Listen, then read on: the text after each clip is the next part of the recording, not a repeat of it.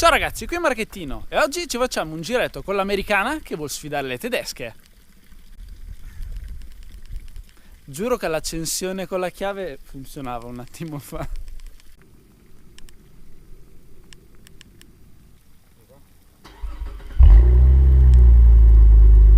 Ci ho messo giusto 10 minuti per fare questa scena, però adesso possiamo andare.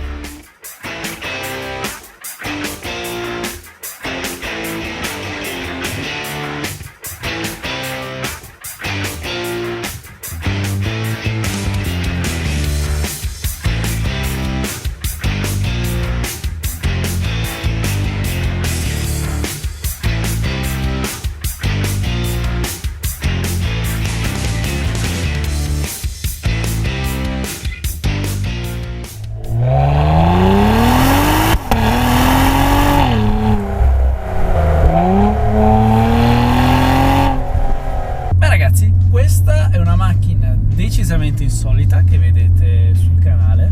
È la prima volta che guido una Cadillac. Questa macchina qui, la ATS-V, è praticamente un unicorno. Giusto per farvi un paragone, qui in Italia ci sono più Ferrari 250 GTO originali. Infatti questo qui è l'unico esemplare presente qui da noi e sono molto curioso di vedere come si comporta, perché questa qui, la versione V, sarebbe la versione più spinta. V sarebbe la divisione sportiva di Cadillac, come può essere M per BMW, così come AMG per Mercedes. È una coupé sportiva a 4 posti che è proposta anche in versione berlina. Si colloca nel segmento D, quindi come potete capire le sue rivali sono delle macchine piuttosto pepate. Stiamo parlando della Giulia Quadrifoglio, l'RS5, l'M4 e la C63 AMG. Io tutte queste macchine nel corso del tempo ho avuto la fortuna di provarle, quindi sono molto curioso di vedere come si comporta la loro rivale d'oltreoceano. Beh, il pregio di avere una Cadillac in Italia è che sei praticamente l'unico ad averla. È una macchina che si fa notare, soprattutto questa qui in versione V. Guardate come è spigolosa, tagliente, veramente muscolosa. E per strada la sua presenza, anche con questa colorazione bianco-perla che fa risaltare perfettamente le linee. Beh, forse il lato negativo è che, non essendoci una rete ufficiale Cadillac, per i taglianti ci sono veramente poche officine che sanno mettere le mani su una macchina così. Il punto di forza di una ATS-V è il prezzo, perché rispetto a tutte le sue rivali, sia italiana che tedesche, è il prezzo. Infatti questa qui costa 75.000 euro, mentre tutte le sue rivali costano sopra gli 80.000 euro per arrivare a circa 95.000 euro dell'RS5, che nella sua categoria è la più costosa. Le macchine americane soffrono un po' dello stereotipo del fatto che sono dei barconi, non sanno curvare, sono lenti. Beh, cerchiamo di sfatare questo mito anche sulla Cadillac. Infatti, tra le varie impostazioni iniziamo a mettere la modalità Sport e la cambiata manuale. Qui abbiamo un cambio automatico a 8 rapporti, però volendo è disponibile anche un bel manuale a 6 rapporti. La cavalleria c'è, infatti davanti al grosso cofano bombato troviamo un motore V6 biturbo 3.6 litri capace di erogare 470 cavalli e 603 Nm di coppia. Ovviamente tutta questa potenza viene scaricata sulle ruote posteriori. Limitatore posto a 6500 giri. Tonalità non è niente male, forse gradirei avere un po' più di grinta e sound da parte dello scarico. I teni sono ben insonorizzati, quindi non ci permettono di godere appieno del sound di questo motore.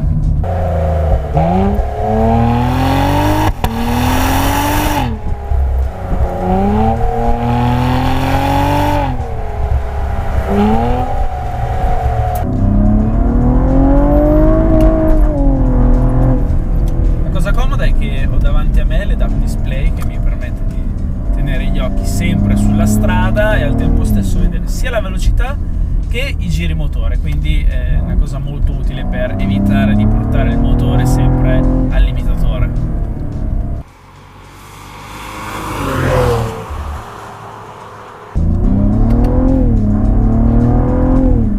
La cosa interessante è che le turbine sono realizzate in una lega di titanio e alluminio al fine di ridurre sia il peso della macchina che il turbolag. Infatti qui devo dire che il turbolag è abbastanza assente. Una volta che affondi il pedale sul gas senti immediatamente la potenza arrivare. Questa è una cosa molto positiva. Diciamo che se da un lato il turbolag è quasi assente, la risposta del cambio penalizza un po' l'accelerazione della macchina, perché qui, avendo un automatico, diciamo che le cambiate non sono così rapide e immediate come si può avere su doppia frizione. È buona l'erogazione, è buona anche la prontezza del motore, delle turbine, e tutto ciò viene un po' penalizzato dalla trasmissione.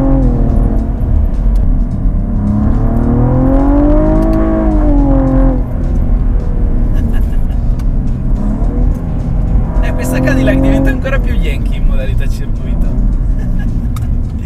Le cambiate diventano più brusche e anche un pelo più veloci, però la situazione in scalata è sempre la stessa, sentite? Cambio negato, non mi cambia neanche marcia. Ok, adesso sì.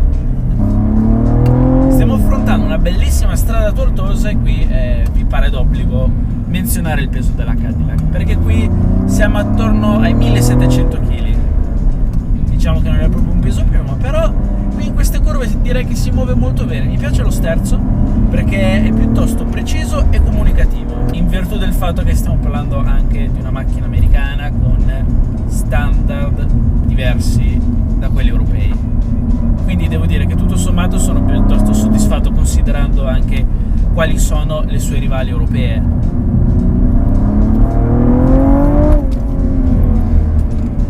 Controllo di trazione parzialmente disinserito e avverto perfettamente quando le gomme dietro iniziano a perdere aderenza.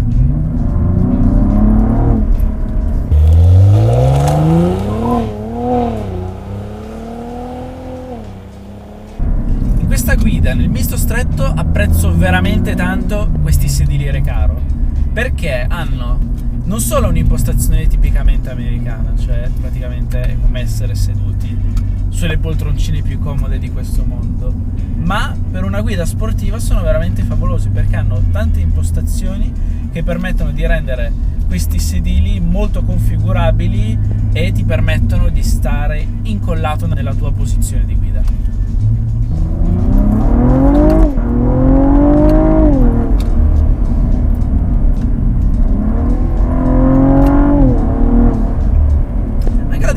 Di pesi su questa ATS-V merita di essere menzionata perché è quasi perfetta. Stiamo parlando del 51% del peso davanti e il 49% dietro, e il risultato comunque è sorprendente, perché molti hanno la puzza sotto il naso e pensano che le macchine americane sono dei barconi inguidabili, ma in realtà anche questa Cadillac si difende molto bene contro le sue concorrenti europee.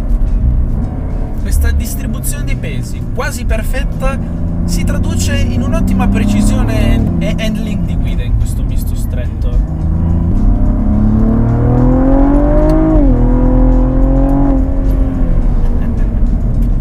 No ragazzi, va forte, altro che. Un vero peccato non vedere questa macchina così diffusa nel mercato europeo, perché comunque Cadillac è un brand che in America vende tantissimo. Il problema è fuori dall'America, perché il mercato europeo in generale è un mercato molto di nicchia per Cadillac. È una macchina piuttosto valida. Rimango col punto interrogativo sul fattore rivendibilità, però tutto sommato mi piace. Stiamo parlando di una coupé che comunque va da 0 a 100 in 3 secondi e 9, a una velocità massima di 304 km/h. Sulla TSV abbiamo dei dischi da 370 mm con pinze Brembo a 6 pistoncini. Sulla carta è un ottimo impianto frenante, però devo dire che qui, affondando il piede sul pedale del freno, sento che manca un po' di potenza frenante, quindi la potenza frenante non è proporzionata al peso e alle performance di questa macchina. Ecco, questo è un piccolo punto interrogativo, non da poco. Però nel complesso mi piace, perché si è rivelata essere una sorpresa positiva. Cos'è questo rumore? Lo sterzo fa uno scatto.